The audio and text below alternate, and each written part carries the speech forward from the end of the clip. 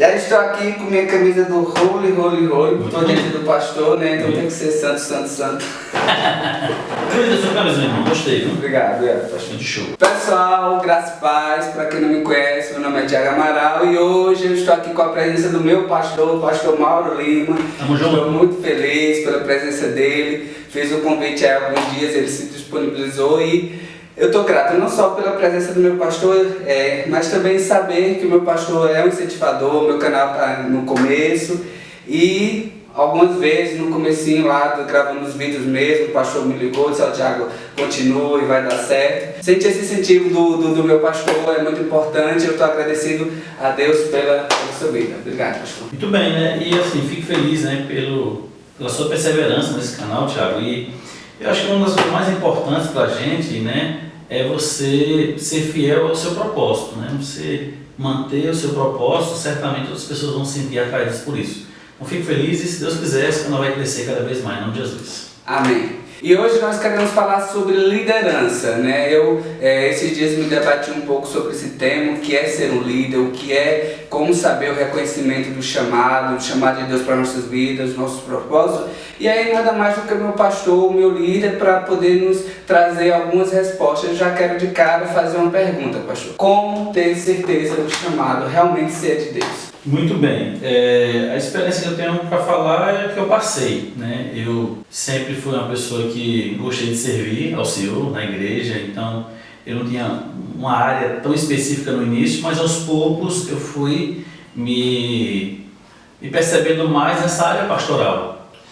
E aí eu comecei a perceber que eu gostava de estar com o meu pastor, gostava de fazer viagens quando ele ia fazer uma viagem, eu perguntava: pastor, tem como eu ir com o senhor? Então eu comecei a gostar de ver como é que ele fazia e poder somar com ele, né, nisso aí. Então aos poucos eu fui percebendo e me identificando cada vez mais com essa questão pastoral. Não foi um dia em que Deus disse assim: eu quero você servir no ministério. Essas coisas foram sendo construídas, mas houve um dia realmente em que eu vi muito claramente Deus consolidando isso no meu coração. Eu era muito novo, né, eu tinha 16 anos e foi uma mensagem que uma pessoa que estava pregando, ela falou a respeito do campanha de missões, falando sobre os indígenas, e ela mostrou uma imagem que os indígenas eles caminhavam para um abismo e caíam naquele abismo e alguém tentando parar, né? E ele falou assim que Deus estava chamando pessoas para que pudesse cuidar de outros para que elas não caíssem no abismo. Então naquele dia eu percebi que Deus estava me chamando para o ministério pastoral. Até que um outro dia um pastor me fez um convite na igreja para as pessoas que queriam se doar para missões, e eu lembro que foi eu e um outro irmão, hoje é pastor Carlos, e a gente foi à frente e consolidou isso. Então, como é que essa certeza chegou? Eu comecei a servir, comecei a me envolver com a questão pastoral, comecei a me identificar, e chega um momento em que Deus fala muito claramente no meu coração. É uma experiência que a gente passa, né, que pode ser diferente comigo ou com outra pessoa, mas não resta dúvida quando Deus ele vai confirmando isso. Então houve esses dois momentos específicos que Deus confirmou muito claramente que era ali que Ele queria que eu servisse. Eu já fiz essa pergunta ao meu pastor e lá em Bonito, acho que foi a primeira vez que eu perguntei sobre esse tema, aí o pastor sentou comigo e disse: olha, quem vai dizer, assim, o seu chamado ele vai estar claro para a igreja, né? Sim, então, falou isso muito interessante. A primeira coisa, Deus confirma o seu coração, né? Então você não precisa chegar na igreja assim: olha gente, Deus confirmou que eu vou ser pastor e agora todo mundo vai ter que se submeter à minha liderança. Não. Quando Deus confirmou isso no meu coração, o que eu preciso fazer? Eis-me aqui, Senhor, comecei a servir. Então naturalmente as pessoas começaram a me ver servindo e começaram a dizer: eu acho que você tem um chamado pastoral, eu acho que você tem uma vocação. Então, aos poucos você vai ganhando autoridade na igreja sem que você imponha qualquer coisa. Então, comecei a ganhar autoridade até o momento que eu sinalizei para o pastor da minha igreja que eu queria fazer, me preparar, né, no curso de teologia, no Recife, na época. E ele deu o aval. Quando a igreja votou, ele votou de maneira unânime, reconhecendo essa minha vocação. E aí, naturalmente, antes de terminar o próprio curso, a igreja que eu comecei a servir lá em Goiânia, né, uma cidade chamada Goiânia, próximo a Recife, num distrito chamado São Lourenço, A igreja pediu meu concílio, reconheceu que eu tinha uma vocação, pediu meu concílio, e eu fui ordenado ali naquela pequena congregação. Pronto, pastor. E aí, já eu tendo a certeza do chamado, Deus me separou para o ministério. Qual era a palavra que o senhor tem para aquele jovem que muitas vezes ouve tantas palavras da sociedade, que pastor é ladrão, que pastor só está querendo comer da gordura da ovelha? Qual é a palavra de incentivo que o senhor deixa para esse jovem? Olha, eu acho que uma das coisas que mais vai nos consolidar com relação a esse propósito do Ministério Pastoral é você servir. Então, eu sempre recebi críticas da família, de amigos, né, de pessoas da sociedade. Lembro de um tempo que eu estava ajudando os meus pais lá na feira e eu vi alguém claramente tentando me atingir, né, assim, olha, todo pastor é ladrão. Mas uma das coisas que eu sempre procurei me deter foi assim, o que é que Deus me chamou para fazer? Então, eu vou fazer. E aos poucos, essas vozes de desestímulo, de desânimo, elas começam a perder força, elas começam a se tornar meio que insignificantes. Eu entendo que muitas vezes essas vozes elas têm um fundo de verdade. Há pessoas, infelizmente, que usam de maneira errada, né, o ministério pastoral, mas no meu caso, eu sabia que esse não era o meu caso, então quando alguém falava nessa perspectiva, eu pensava assim, ó, ela não está falando comigo, nem está falando do meu ministério, ela está falando talvez de uma outra pessoa. E na medida que as pessoas vão nos conhecendo, vão caminhando conosco, elas realmente vão percebendo qual é a intenção e qual é a direção que Deus está nos dando. Então, a palavra que eu dou para essas pessoas é: não fique gastando seu tempo ouvindo essas pessoas. Escute mais a Deus, cumpra mais aquilo que Deus está direcionando para fazer, e essas vozes elas vão perder forças e vão deixar de ter significado negativo para a sua vida, né? E diante dessa palavra que o senhor acabou de colocar, de dar menos atenção, né, a essas vozes contrárias, essas vozes que muitas vezes é realmente a voz do inimigo, né, querendo parar o chamado. Eu queria que o senhor falasse um pouco, comentasse o que o senhor comentou lá na reunião, do como e o do porquê. Muito bem. Uma das coisas que eu percebo é que algumas pessoas elas se sentem atraídas pelo Ministério Pastoral por ver a prática do Ministério Pastoral. E muitas pessoas, às vezes, elas tentam entrar no ministério mais preocupadas com como fazer. O que é que eu preciso fazer para ser pastor? O que é que eu preciso fazer? O que é que um pastor precisa fazer? Então as pessoas estão muito preocupadas mais com como fazer do que o porquê. E quando eu falo porquê é o seguinte: uma das perguntas que a gente tem que ter muito claro no nosso coração é: por que eu faço isso? Então, por que eu sou pastor? Por que eu desempenho essa função de liderança? Por quê? Porque se o porquê para mim está claro, então no meu caso é: por que eu sou pastor? Primeiro, eu sou pastor porque Deus me vocacionou para isso. Eu tenho clareza e certeza disso. Segundo, porque eu sou apaixonado por isso. O propósito da minha vida é esse. E por que isso é importante? Porque quando eu estou firme nisso, mesmo que de repente eu esteja passando por algum problema ministerial, por exemplo, esse tempo de pandemia, eu não posso desenvolver toda a minha potencialidade por causa do distanciamento, por causa das limitações. Então, se eu ficar baseado só no porquê, quando eu diminuo a tarefa, eu penso que eu deixei de ser pastor, eu sou menos pastor.